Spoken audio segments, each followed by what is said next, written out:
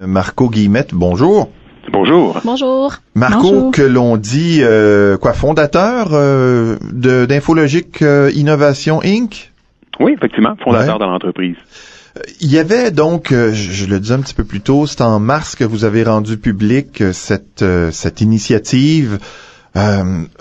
Disons, bon, la presse a aimé, on aime toujours faire connaître le local. Vous êtes de Trois-Rivières, c'est une des raisons pour qu'on vous parle, et en même temps parce que c'est assez noble, une application mobile, un nouvel outil qui améliorerait, dit-on, considérablement l'autonomie et la qualité de vie des personnes présentant, que ce soit une déficience intellectuelle, que ce soit un trouble envahissant du développement ou encore un traumatisme crânien. C'est en collaboration avec l'UQTR et il y a un autre centre de la Mauricie et du centre du Québec, Centre de réadaptation en déficience intellectuelle.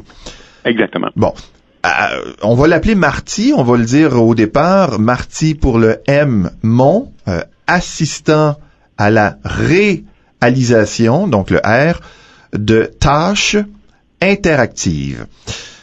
C'est une application, mais pourquoi ce besoin d'avoir une application, Marco? Le besoin d'application? Oh mon Dieu. On va reculer un petit peu en arrière dans l'historique, c'est les comprendre un petit peu mieux. En fait, ce qui se passe, c'est que on se rend compte de plus en plus, en fait, les gens, on a un désir, en fait, d'intégrer les gens dits avec des déficiences cognitives dans le marché du travail, à l'école, d'être un peu plus autonome, autodéterminé. En fait, le besoin n'est pas de l'application en soi. Ce que j'ai réalisé, moi, avec des études et surtout avec la rencontre de Yves Lachapelle il y a quelques années, c'est qu'il y avait réellement, en fait, des possibilités en utilisant les technologies de pouvoir vraiment améliorer l'autonomie et surtout l'autodétermination de ces gens-là. Donc, les rendre vraiment aptes à être à la maison seuls ou même à aller travailler, ce qu'on ne pouvait même pas imaginer avant. Et puis, est-ce qu'on peut dire que le public cible était déjà familier en général avec les nouvelles technologies? Non, absolument pas. OK. Non, du tout. Et puis, c'est pour ça que je dis, bon, on part un petit peu de loin dans l'explication. On a comme pas vraiment le choix. Et puis, non, effectivement, ces technologies-là, imaginez-vous simplement, en fait, un iPhone. Vous, si je vous avais dit, il y a quelque temps, je vais transformer la vie de votre enfant qui est autiste ou trisomique. Il va pouvoir lui-même faire, aller à la maison faire l'entretien, mais faire un sandwich, exemple. Okay. Et je vous dis, ça va être sur un iPhone, et je vous dis ça il y a 5 ans. On a de la misère à faire le lien, parce que pour nous, l'iPhone, c'est rendu du quotidien, mais ce n'était pas il y a 5 ans. Mm-hmm. Donc, en fait, c'est ce que il m'a frappé le plus, c'est de me dire, il y a des technologies qui existent pour l'entreprise, pour les aider à être plus efficaces en entreprise. Mais bon Dieu, il y a tellement rien pour les personnes qui ont des besoins beaucoup plus simples. Ils ont besoin, en fait, d'être autonomes. C'est des besoins de base, en fait. Ils ont besoin d'être dignes aussi. En fait, la dignité, ça n'a pas de prix. Mais qu'est-ce que c'est? Au lieu d'une série de pictos qui serait sur le comptoir à l'heure du dîner, c'est une série de pictos qui est sur le téléphone de la personne? En fait, effectivement, si on y va de façon la plus simpliste, de base dans Marty, la chose la plus simple qu'on peut faire, c'est justement remplacer ce qu'on appelle les procéduriers, donc une liste de pictogrammes qu'on aurait sur le mur, avec ceux-là qu'on met sur l'appareil. Sauf que, si on l'explique de façon un peu plus utilisateur, donc, on peut aller beaucoup plus loin que ça. Si vous êtes un parent, vous pouvez, inclure ces notions-là, mais en plus, vous pouvez l'enregistrer en temps réel avec la personne, avec votre enfant. Mais ce qui est le plus important aussi, c'est ce qu'on vient de dire là, en fait, ça répond au besoin d'être autonome. Donc, on fait un sandwich, on part de A et on finit avec la sandwich coupée.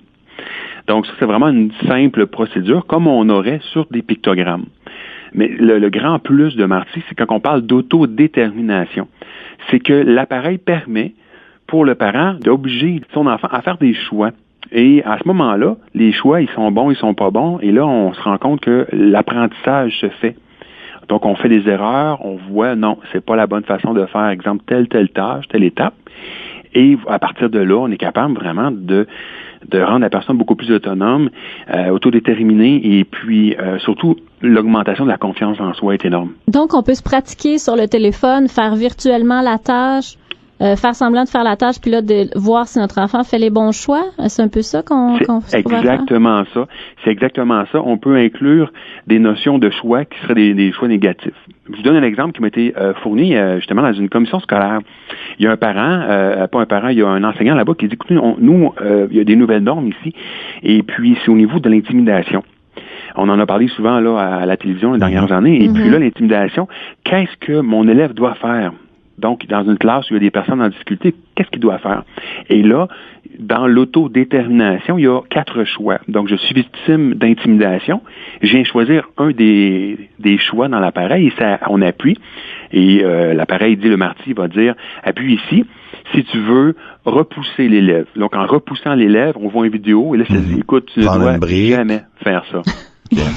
Et voilà. Et là, en fait, par rapport à ça, l'élève apprend de ses propres erreurs.